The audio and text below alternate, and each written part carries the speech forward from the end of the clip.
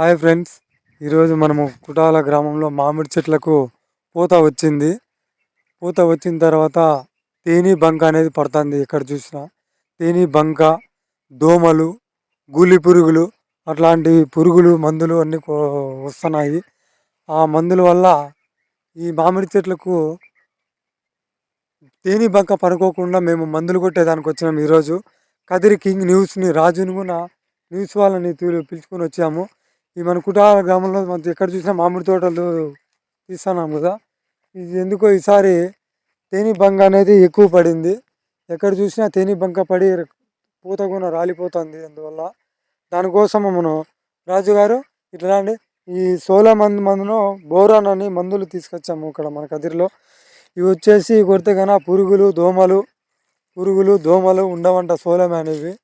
ఇవి మాకు వేరే అతను మామిడితో పాడని చెప్పినాడు. ఈ మందులు కొడితే కన్నా తేనె బంక పురుగు ఇట్లాంటివి అనేది ఉందంట అన్నమాట చెప్తున్నారు. ఇవి కొట్టడం వల్ల మనకు మామిడి చెట్లకు పురుగులు లేకుండా బాగా కాపు కాస్తుందని, కాయ పిండి కూడా పసుపు కలర్ రాకోకుండా బాగా ఉంటుందని మేము ఈ మందులు కొట్టేదానికి వచ్చాము ఈరోజు. సరే రాజు, ఈ వీడియో నచ్చితే లైక్ చేయండి, షేర్ చేయండి. కదిర్ కింగ్ న్యూస్ ఛానల్లో సబ్స్క్రైబ్ చేయండి.